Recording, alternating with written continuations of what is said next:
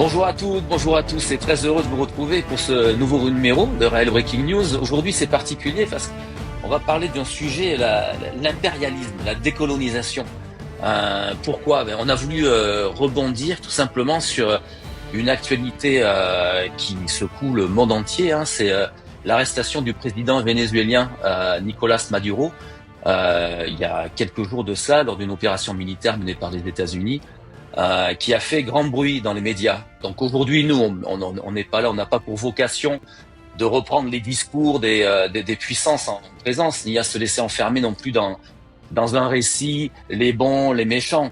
On va quand même aller, on veut aller plus loin. On va s'interroger sur les logiques profondes qui structurent notre monde à la lumière de la philosophie raélienne. Tous ces mécanismes d'emprise qui, depuis des siècles, façonnent les relations entre les nations, entre les peuples, entre les individus. Il va être question d'impérialisme, cette idée que certains pays, certaines élites ont le droit d'intervenir, de décider pour les autres, quoi. Donc historiquement, cela s'est traduit par des conquêtes coloniales, des exploitations de ressources, des interventions militaires, des manipulations économiques, et aujourd'hui encore, comme on l'a vu dernièrement, par des opérations qui se présentent comme légales, nécessaires, comme morales, mais qui perpétuent souvent les mêmes dynamiques de domination. Alors voilà, bienvenue dans ce Raël Breaking News.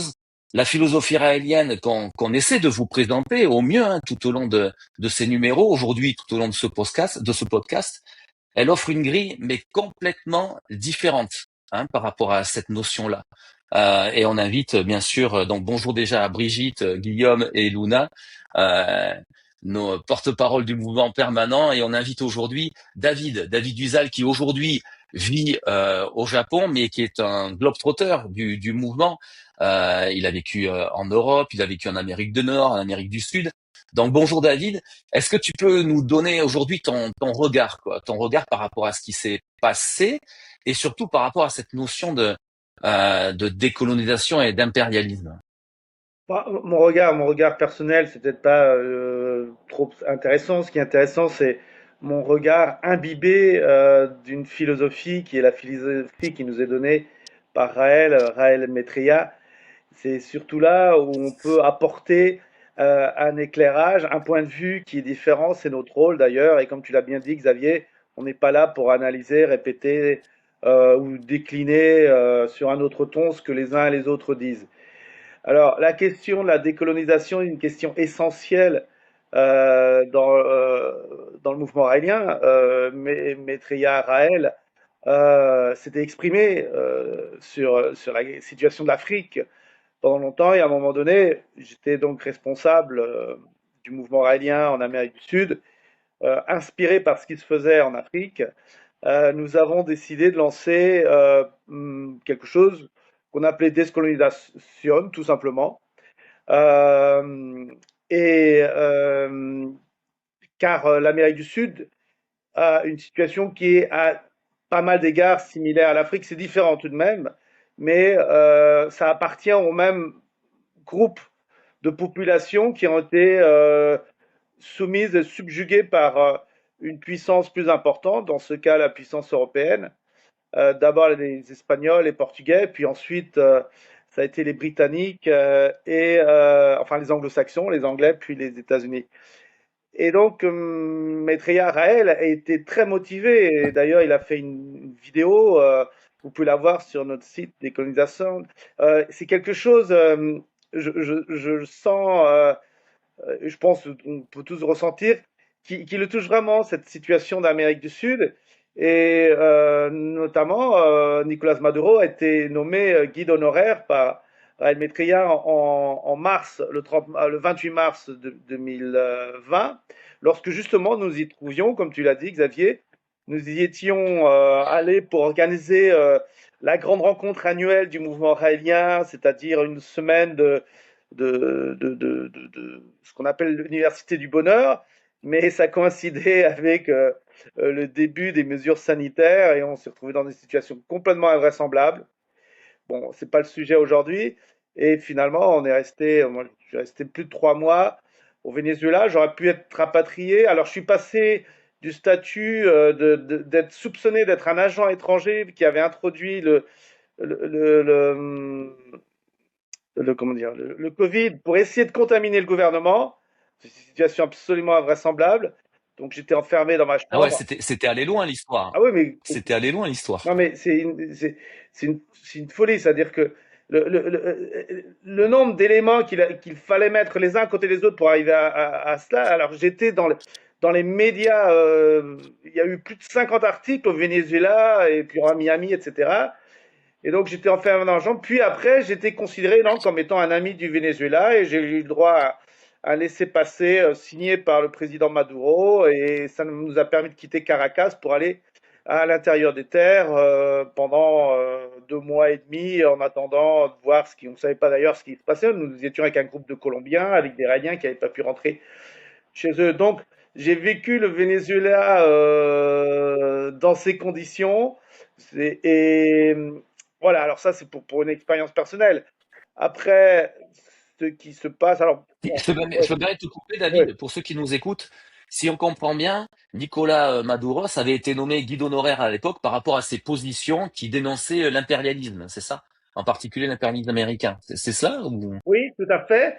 Ainsi Hmm. que Evo Morales, Rafael Correa, tout ça, ça fait partie de ces présidents qui ont pris une position courageuse de se dire non, nous on va prendre en charge l'avenir de nos pays et on va cesser d'être dans un état de, de, de coloniser, c'est-à-dire dont tout simplement les décisions sur l'avenir du pays ne sont pas générées à l'intérieur du pays par les gens du pays, mais viennent de l'extérieur. Ça pourrait être une formule pour résumer ce que c'est qu'être dans un État colonisé et dans un état d'esprit colonisé. Parce que lorsqu'on voit qu'il y a des gens qui ont célébré que leur pays était bombardé, les Vénézuéliens, je pense que on verrait ça difficilement sur un autre continent, et ça montre bien que les populations de ce continent, du moins une partie d'entre elles, vivent vraiment dans cet état d'aliénation, c'est-à-dire que vivent toujours avec l'idée qu'ils ne sont qu'un pays subalterne qui a besoin de l'intervention. Avant, c'était Madre Patria, l'Espagne, puis après, c'est devenu. Maintenant, c'est les États-Unis. Donc, c'est un état d'esprit qui est assez particulier à ce continent. Et c'est là-dessus qu'on voulait vraiment, disons, influer, parce qu'on va évidemment, c'est pas nous qui allons changer la géopolitique, mais on peut changer les esprits, émanciper les esprits et les rendre plus responsables. Euh, donc, et on a fait un bon travail, je dirais. Et ça a énormément motivé l'équipe, ça a vraiment soudé l'équipe d'avoir conscience qu'on pouvait porter ce message euh, qui était indexé sur cette philosophie extraordinaire que nous transmet, que nous a transmis et continue à nous transmettre Raël Maitreya. Et c'est là où on voit que notre philosophie, si on a un rêve qui est complètement fou, celui de construire une ambassade pour accueillir nos créateurs extraterrestres, c'est un rêve complètement fou. Et en même temps, on est capable d'être tout à fait conscient des réalités du monde, et même plus que d'être conscient, c'est de pouvoir proposer des solutions qui sont toujours originales et qui, si elles étaient suivies, eh bien, permettrait de résoudre beaucoup de choses. Donc, être raélien, c'est effectivement vouloir accueillir nos créateurs extraterrestres, mais c'est aussi avoir conscience de la réalité et de la dynamique de chaque continent. Chaque continent a une dynamique propre. Et avec décolonisation, on a vraiment senti que l'équipe des Raéliens s'est tout de suite senti motivée par cela et même des non-raéliens, ça nous a vraiment permis de créer une dynamique et chaque continent raélien doit savoir s'associer à la dynamique propre de son continent. Et ça, l'Afrique, Kama a montré la voie à ce niveau-là. Et nous, on les a suivis avec un succès certains. Bon, super. Alors, il y a ce site dont tu parles, Décolonisation, qui est sur Internet. Vous avez pu voir le lien défiler, des pages de ce site défiler à l'instant. On vous encourage d'aller le consulter. Moi, j'ai une question, juste avant de passer la parole à Guillaume, par exemple, qui va nous parler de l'Afrique puis du monde en général par rapport à ce sujet. Et du coup, ce qui se passe là, avec l'arrestation, l'enlèvement, enfin, ça tout dépend de quel camp on se positionne, de Maud Ross.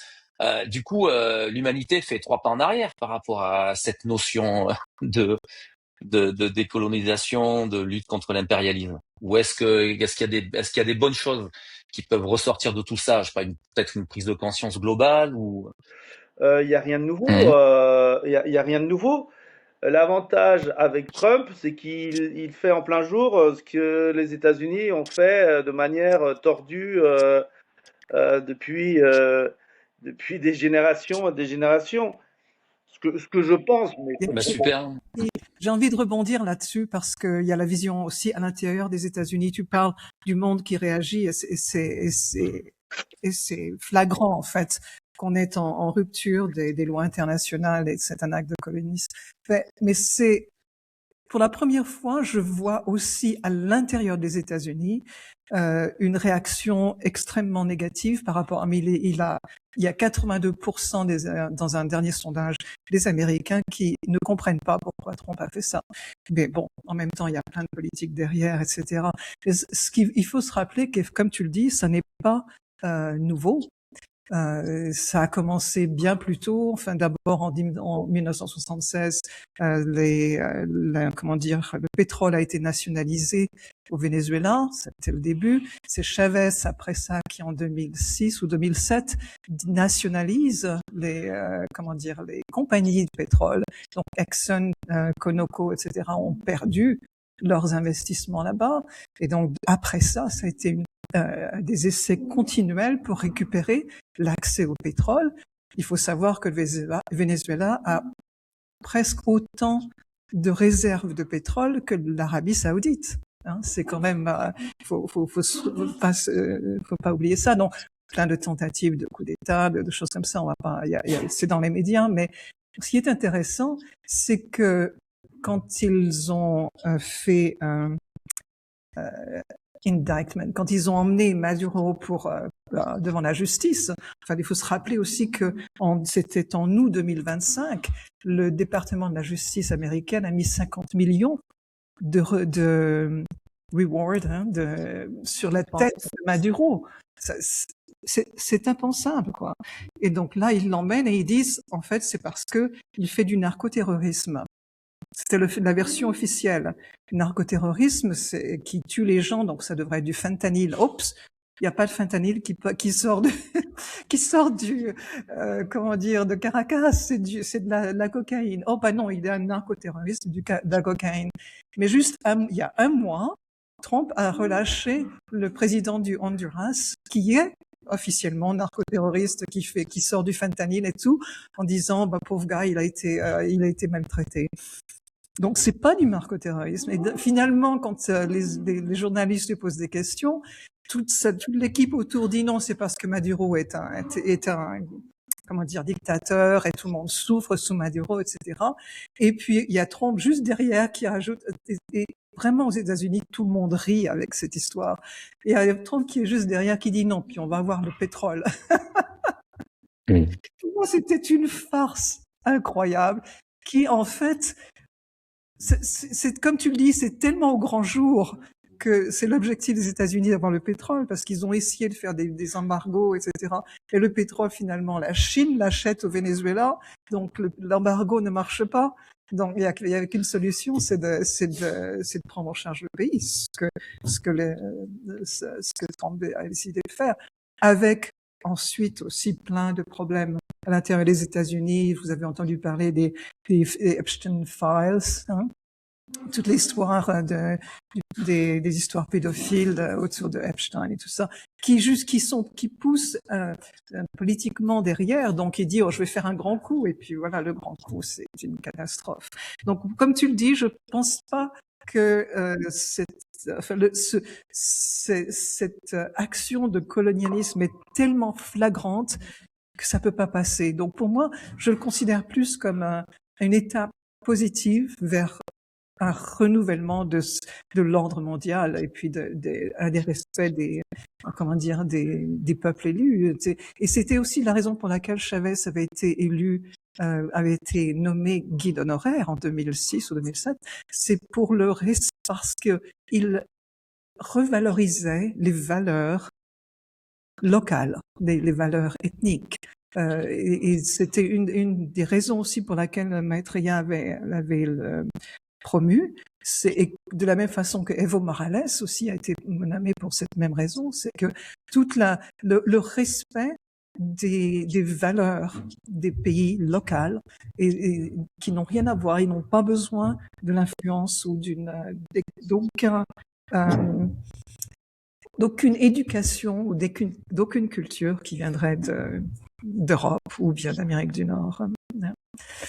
Et ouais, une belle farce en tout cas, et beaucoup d'hypocrisie. Ouais, super, merci Brigitte. Ce qui est cool dans ce podcast aujourd'hui, là, on sera le Breaking News, là, c'est qu'en fait, on a les visions nous cinq, là, on est aux quatre coins du monde, hein. Brigitte, t'es aux États-Unis, David, t'es au Japon, mais t'as vécu en Amérique du Sud, en Amérique du Nord également. Et puis Guillaume, tu es en Afrique, et on est là, bon, hein, on n'est pas non plus des grands spécialistes, hein, de géopolitique ou autre, hein, vous l'avez vu à travers nos différents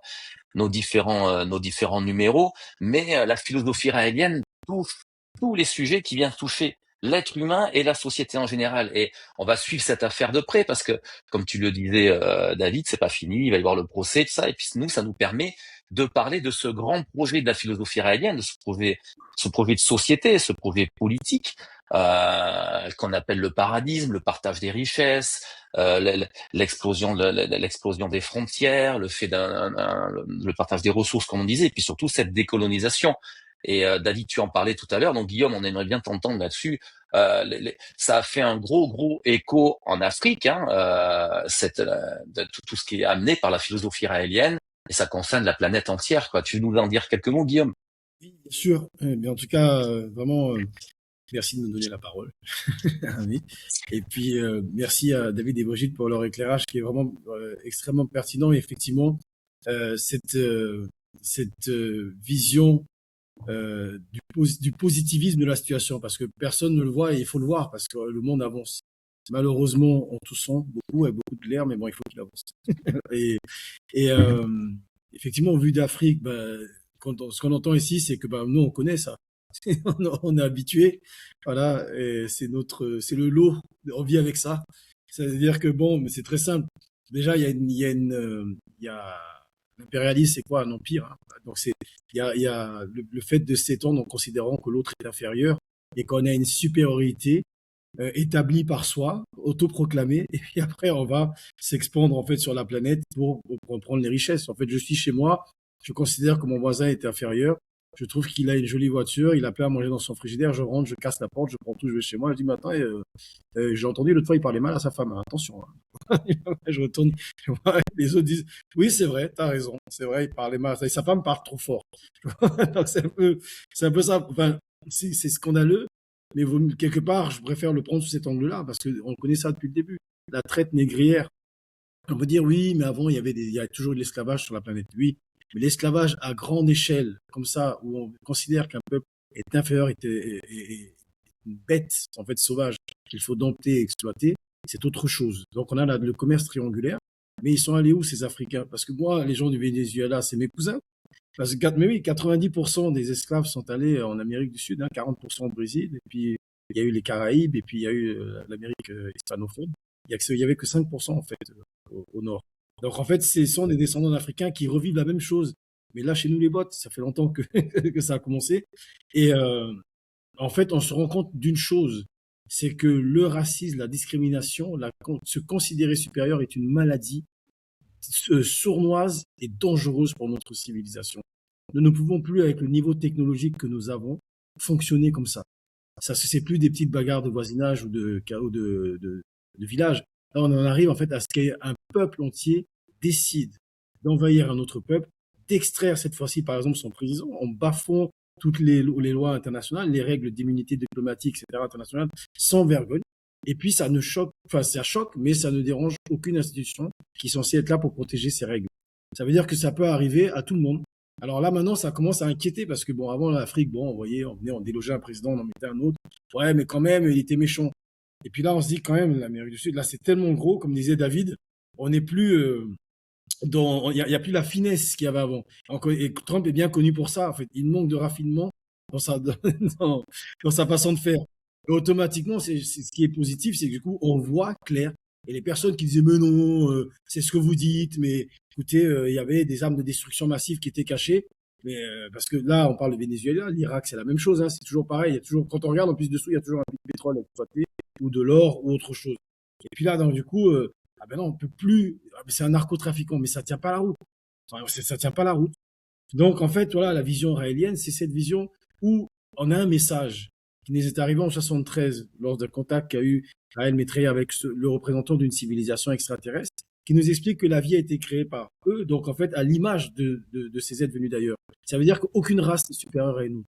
Toutes les races, tous les peuples sont complémentaires et font partie d'une même famille qui est la famille humaine, qui est d'ailleurs intergalactique et pas que terrienne. Et sur quoi ces messages nous amènent depuis 52 ans des solutions à tous ces problèmes. Vous voyez, depuis 52 ans, Maitreya Raël parle de la géniocratie, un système sociopolitique qui met en avant pour gouverner les personnes au niveau de conscience et d'amour le plus élevé. Je veux dire, si c'était quelqu'un qui avait un niveau de conscience et d'amour, d'altruisme élevé à la tête des États-Unis, ça serait jamais arrivé. Et ça n'a jamais été le cas jusqu'à présent. On nous dit, oui, vous voulez un système eugéniste, dictatorial. C'est pas nous. Ce qu'on voit, la démocratie aujourd'hui, enfin la médiocratie, elle amène des dictateurs, elle amène tout un truc sournois avec le capitalisme derrière ça, en fait, qui enveloppe tout ça, pour créer un monde complètement malade. Il faut qu'on arrive à une société qui sort du capitalisme et de la médiocratie actuelle pour aller vers le paradisme, une société qui n'est pas capitaliste du tout. Bon, je vais pas me développer là-dessus, mais il y a le site paradis.org qui pourrait peut-être s'afficher à l'écran.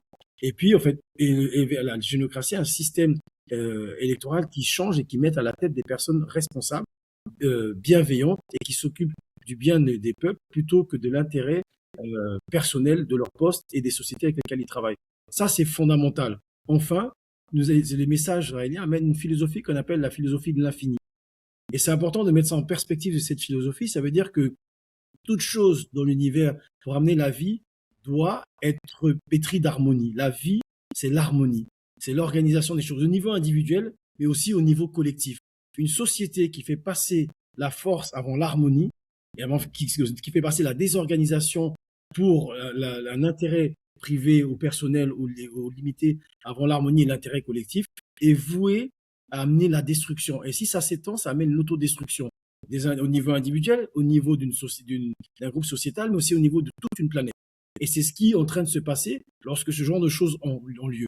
Or, s'il y avait une éducation à cette philosophie de l'harmonie qui amène à l'ouverture sur l'infini, qui amène à considérer que toutes les possibles coexistent dans l'infini, donc toutes les choses ont une valeur propre, que aucun peuple n'est supérieur à un autre, mais tout est complémentaire, que les interactions entre toutes choses doivent être faites dans le sens de la bienveillance et de l'amour. Eh bien, alors là, ça amène un monde différent. Et cette philosophie, ça fait 52 ans qu'on l'amène. 52 ans qu'il y en a qui comprennent, mais qu'il y en a qui n'ont pas saisi l'importance. Mais c'est exposé avec une telle simplicité que malheureusement, beaucoup ne comprennent pas. Mais aujourd'hui, à la lumière de ce qui arrive là, notamment au Venezuela et ailleurs, on voit à quel point elle est salvatrice pour notre humanité et à quel point tous les êtres humains de la planète devraient s'intéresser au message du dernier messager de cette civilisation qui nous a créés et se dépêcher de nous aider à construire l'ambassade dans laquelle ils souhaitent revenir. Parce que s'ils ne viennent pas, regardez l'état de la planète. Et regardez l'état de la planète, ça n'a pas marché. Ça marche pas ce qu'on fait. Il faut faire autre chose.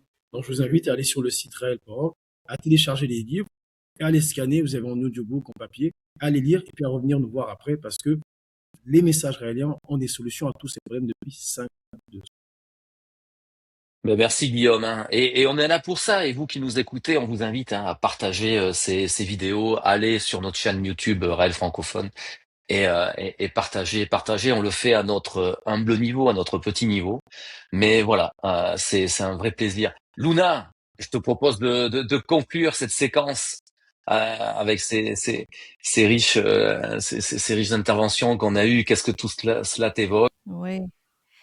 Alors, ce que ça m'évoque, c'est qu'effectivement, il y a des valeurs que, en tout cas, les gens qui pensent connaître les Raéliens il y a certaines choses qu'ils ne savent pas sur les Raéliens, c'est que nous défendons depuis le début des choses comme le régionalisme. C'est-à-dire que nous sommes, oui, pour un gouvernement mondial qui mettrait l'humain au centre des préoccupations, donc un monde éventuellement sans argent, sans prolétariat, dans un monde d'abondance et de vrai partage, mais en privilégiant, pas pour unifier un monde pour que tout le monde soit le même, non, pour au contraire mettre toutes les diversités au premier plan. C'est-à-dire que chaque région puisse garder son identité, aussi bien en termes de langage qu'en termes de tradition, si elle respecte les droits de l'homme, on est toujours d'accord. Hein. C'est toujours leurs danses, leurs coutumes, si ça ne va pas à l'encontre des droits de l'homme. Et ça, c'est une valeur qui est vraiment fondamentale dans les valeurs raéliennes. C'est quelque chose qui est vraiment important, mais on n'entend pas souvent parler de cette valeur du régionalisme. Et ça, moi, ça m'a beaucoup plu, parce que cette idée d'avoir une communauté sur une planète où les gens puissent vivre en harmonie tout en gardant la différence, il n'y a rien de plus beau. C'est comme ça qu'on doit fonctionner. Donc, ce qui se produit actuellement, et l'impérialisme en particulier, et le vouloir imposer le Coca-Cola et les McDo partout, avec les mêmes magasins partout, c'est terrible. Si ce monde était, si nous étions tous exactement pareils, ce serait juste un enfer. Et ce qui fait cette beauté, c'est cette diversité. Donc, effectivement, dans cette notion de sortir de l'impérialisme, c'est à la fois de prendre conscience à quel point l'argent, le fait de mettre l'argent et le profit au centre des préoccupations pose des problèmes sur cette société, sur cette humanité. Et donc, sortir de ça, c'est vraiment la priorité des priorités aujourd'hui. Parce que là, s'il n'y avait pas cette histoire de pétrole, de gaz, etc., il n'y aurait pas tout ce qu'on vit aujourd'hui. Donc, oui, c'est des mots un petit peu, c'est tellement basique. Ce sont des mots qui paraissent naïfs. J'ai envie de dire, oui, c'est naïf. Et en même temps, notre vision en tant que mouvement raélien, c'est que nous arrivons, comme disait très bien David, à un stade où c'est tellement gros, il y a tellement d'hypocrisie, mais c'est tellement gros qu'on ne va pas pouvoir continuer comme ça. Nous arrivons à cette époque de l'humanité, époque charnière, effectivement, où il est temps de se dire on ne peut plus fonctionner comme on a fonctionné jusqu'à aujourd'hui. C'est juste impossible. Et puis, un autre point, donc régionalisme parmi les valeurs, donc partage des richesses parmi nos valeurs également, mais également quelque chose qui a choqué beaucoup de Raéliens d'ailleurs, c'était le fait de demander à ce que tous les petits pays possèdent l'arme nucléaire. Parce que nous sommes arrivés à un stade où malheureusement l'intelligence ne suffit pas, l'amour n'est pas là, donc la seule manière de dissuader, c'est la peur. Malheureusement, nous sommes arrivés à ce stade, on en a déjà parlé quelques fois, mais Raël avait demandé il y a quelques années à ce que les petits pays s'arment et l'arme nucléaire afin de jouer sur la dissuasion pour qu'il n'y ait pas que quelques grands pays qui puissent faire la loi, faire tomber la pluie et le beau temps comme ils le veulent. C'est juste pas possible. Donc on a eu, grâce à cette idée aussi d'émergence, bon, je pense aux BRICS, on en a parlé quelques fois, mais c'est un contre-pouvoir. Et ce contre-pouvoir, effectivement, il avait été amené il y a quelques années avec Raël, avec cette idée que les petits pays qui seraient armés d'armes, qui posséderaient l'arme nucléaire pourraient, je pense pas qu'on irait les embêter aussi facilement s'ils avaient l'arme nucléaire. Malheureusement, effectivement, ça passe par la peur, mais pour l'instant, la survie de l'humanité dépend de cette peur de l'autodestruction. Donc voilà, c'est un peu triste, mais on en est là. Donc l'intelligence, effectivement, ça ne réside pas dans la subjugation d'autrui par la force et le mensonge, mais vraiment dans la collaboration que nous devons développer, de cette collaboration, cette acceptation que nous sommes tous différents et que tout le monde a droit à une vie d'abondance, une vie de respect et dans la paix, quoi. Voilà, donc j'ai envie de dire paix à tous ces hommes et ces femmes de bonne volonté. Et puis, nous vivons une période vraiment formidable. Et là, c'était vraiment triste, effectivement. Moi, j'étais un petit peu... nous avons des amis au Venezuela, hein, des Raéliens que nous connaissons. Et ce 3 janvier 2026, ben, c'était une escalade supplémentaire dans une situation qui va mettre, malheureusement, qui risque de créer beaucoup de conflits, et beaucoup de pertes humaines, peut-être une guerre civile, on ne sait pas. Mais en tout cas, il y a l'espoir qu'il peut y avoir de ça, peuvent sortir des solutions, parce que là, c'est trop gros, quoi. On ne peut pas continuer comme ça. Donc voilà un petit peu ce que j'avais envie de vous dire aujourd'hui. Puis merci David, c'était un grand plaisir de t'avoir comme invité aujourd'hui. Et puis, nous tous, voilà, toujours un grand plaisir d'être avec vous. Merci Luna. Juste une chose, Xavier, si je peux me permettre, par rapport à ce que Luna, j'ai entendu ça d'ailleurs dans des conversations de non-raéliens, de dire s'ils avaient eu l'arme nucléaire, les États-Unis n'auraient pas intervenu. Alors, c'est extraordinaire, hein. Ça rejoint ce que disait Raël et qu'il y avait quand même des Raéliens qui sont partis. Et là, il y a des gens qui n'étaient pas Raéliens qui me disaient ça. Il y en a un qui a dit, oui, Kim Jong-un, tout le monde sait que c'est un dictateur, mais il n'y a personne qui touche, il n'y a personne qui bouge. Et le 3 janvier, il y a eu la tentative de la même chose au Burkina Faso, faut pas oublier. Par contre, ça a été déjoué sans sens. Merci beaucoup, hein. Merci Luna, Brigitte, Guillaume, et merci à notre invité spécial aujourd'hui, David, de nous avoir rejoints. Je sais que on enregistre là, il est 16h pour nous. Chez toi, il doit être minuit à Okinawa. Brigitte, c'est le matin très tôt.